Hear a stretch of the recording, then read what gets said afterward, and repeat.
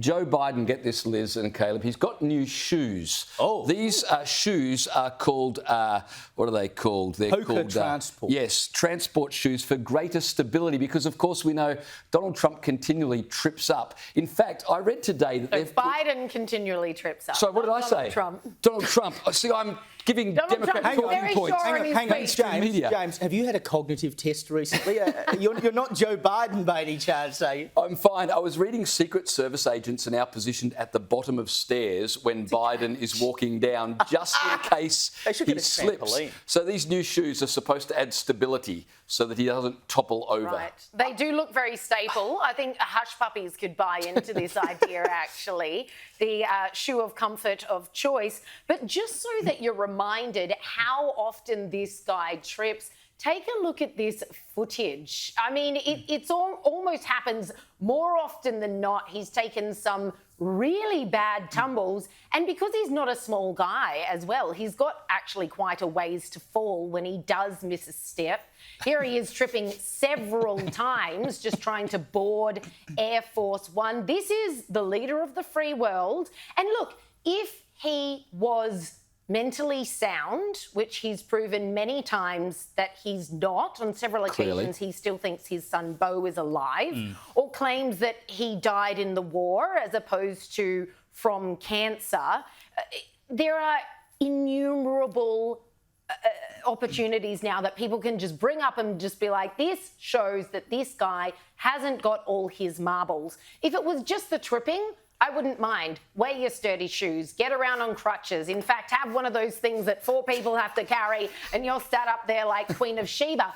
I don't care, as long as you've got all your faculties about you, and this guy doesn't, and that's the problem. I've got to say, though, and I know, well, you don't do it with a suit, James, but I have seen you wear sneakers with a blazer.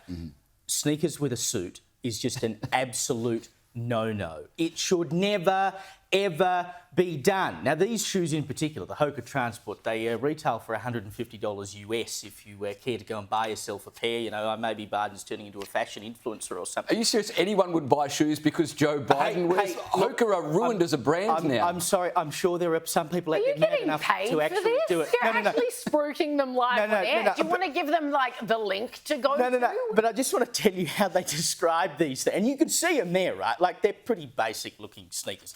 But they are described on the company's website as the intersection of lifestyle and performance with a commuter-friendly style.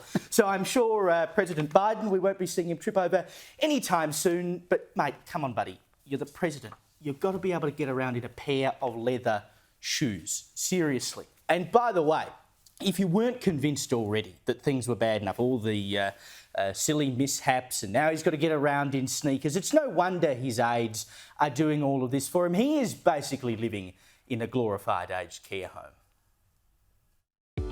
At White House Senior Living, our residents feel right at home. Our vibrant facility offers delightful activities and outings, round-the-clock professional care, and exquisite house-made meals.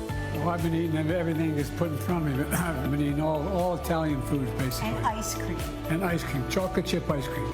White House Senior Living, where residents feel like presidents.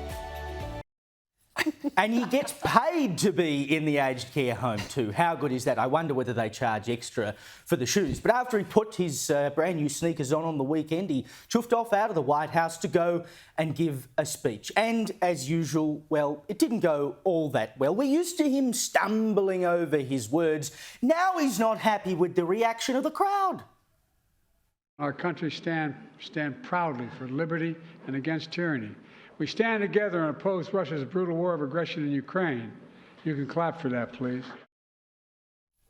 You can clap now, please. Well. Because, of course, they wouldn't actually clap for him because they couldn't understand a word he said. I do have to say, though, that Biden isn't the only person who has faced this affliction. You may remember Jeb Bush back in 2016 when he was running for the Republican presidential nomination.